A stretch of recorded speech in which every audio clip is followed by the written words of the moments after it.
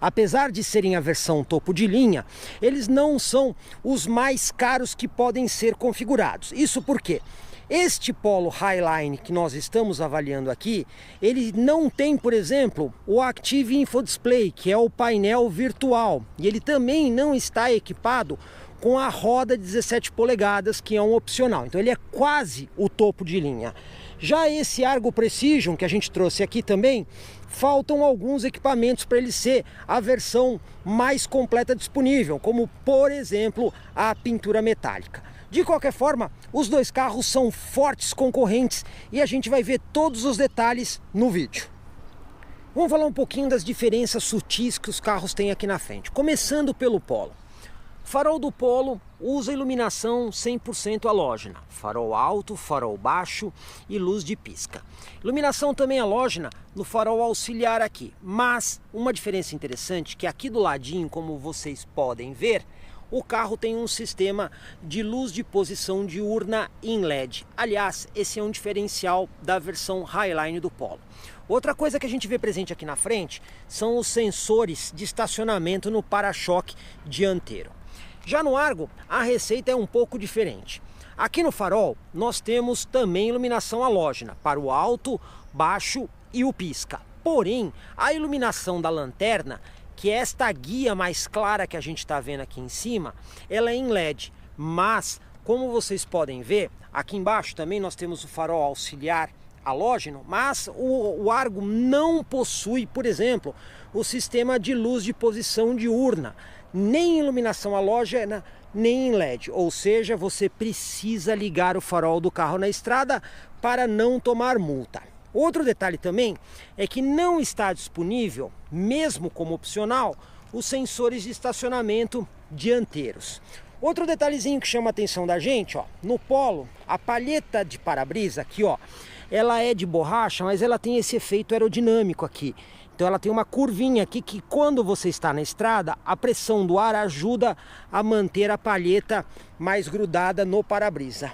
Já no Argo, ainda que a gente tenha a palheta totalmente em borracha, vocês podem ver que ela não é do tipo aerodinâmica, ela é simétrica dos dois lados.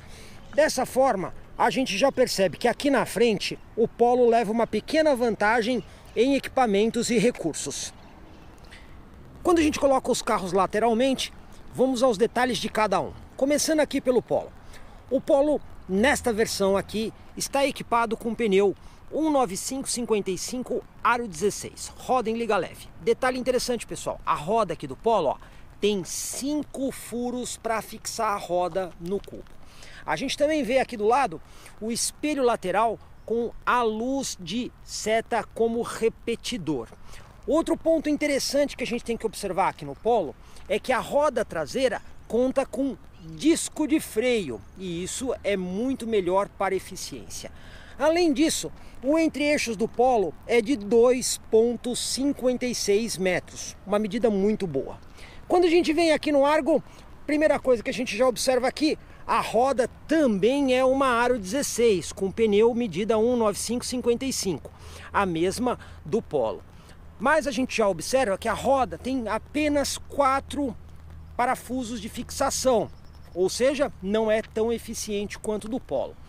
Também temos aqui o espelho lateral com o repetidor de pisca. Agora, quando a gente olha aqui atrás, o que a gente percebe? Que o Argo possui freio a tambor, que é menos eficiente do que o do sistema a disco. Além disso, o entre-eixos do Argo é de 2,52. Portanto, quando a gente coloca aqui os carros frente a frente, no que diz respeito à lateral, a gente percebe mais uma vez uma vantagem do Polo. E a traseira dos carros, como são? Vamos começar aqui pelo Polo. A gente já observa aqui os sensores de estacionamento no para-choque do veículo.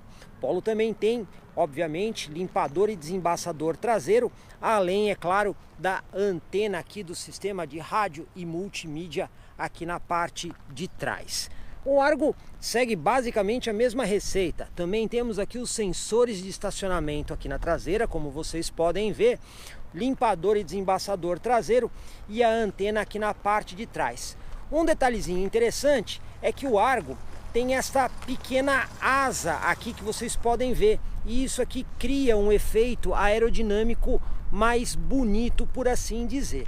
Além disso, o design traseiro do Argo, com as lanternas mais, vamos dizer assim, recortadas, tem um estilo um pouco mais bonito. Enquanto o Polo é uma coisa bem mais discreta. Aliás, muita gente até confunde a lanterna traseira do Polo com a do Gol.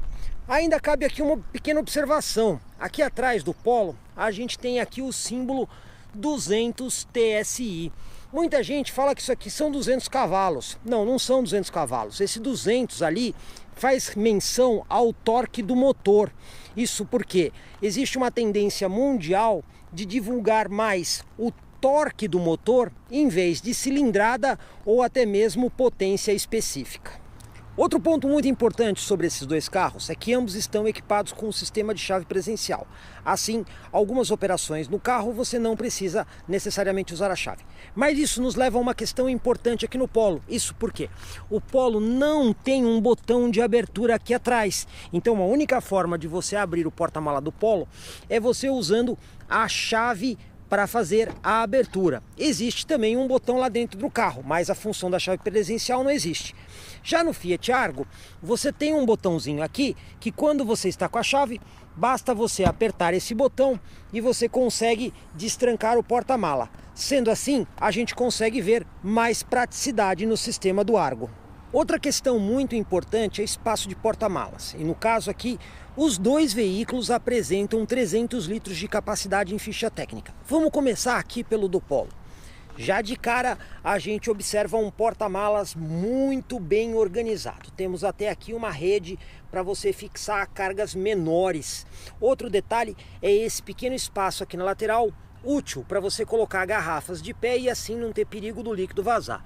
A gente também encontra aqui, ó, dois grandes ganchos muito úteis para você fixar, por exemplo, sacolinhas ou outras coisas que precisem de um apoio. Também destacamos aqui, ó, este calombo que você tem aqui nas duas laterais do porta-malas, que serve para quando você vai acessar o step, você consegue travar a tampa aberta de modo que você não precisa ficar segurando a tampa.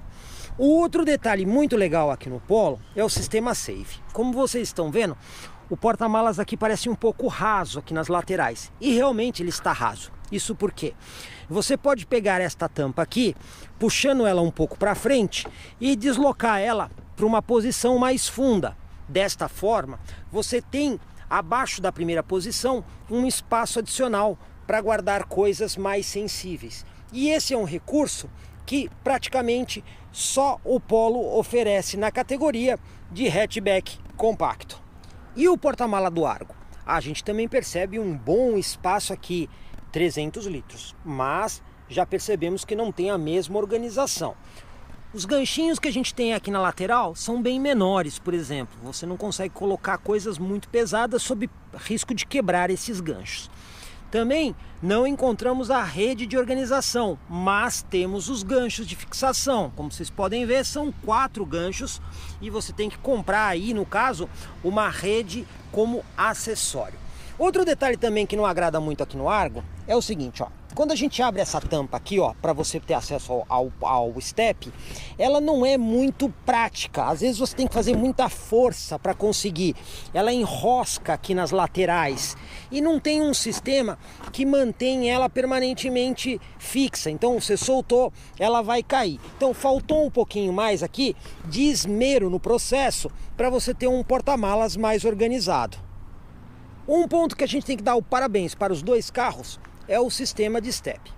Tanto no Polo quanto no Argo, eles utilizam um pneu Aro 15 de medida padrão. Então, ainda que esses steps não sejam de mesma medida que os pneus de rodagem dos veículos, quando você usa os steps, você não tem a dirigibilidade do carro alterada. Afinal, são pneus padrão Aro 15 e isso merece os parabéns, pois não usar o step fininho realmente garante muito mais conforto para o motorista. O único senão fica mesmo por conta do acabamento. Aqui a gente tem que fazer uma gambiarra para a tampa aqui do Argo ficar presa aqui em cima. Como vocês podem ver, ó, não é muito fácil. Você tem que fazer força aqui para o negócio ficar preso aqui para você conseguir manusear. Já no Polo, olha como é simples, ó. Basta você levantar a tampa, ela se prende e fica numa posição bastante confortável. Na hora de fechar, o sistema é muito mais organizado. Espaço interno e acessibilidade também são itens importantes. E olha duas coisas aqui que a gente percebeu nos automóveis. Primeiramente, o vidro do Argo, ele desce até embaixo, não fica nenhuma ponta para cima. Além disso, quando a gente olha aqui o ângulo de abertura da porta traseira, a gente consegue perceber bem que a porta abre mais. Quando a gente olha no Polo, o vidro ele não desce até embaixo, fica um bom pedaço do vidro ainda para cima. Além disso, a inclinação da porta aqui é um pouco menor do que a do Argo. Assim, a acessibilidade para entrar no carro é um pouquinho melhor no Fiat Argo.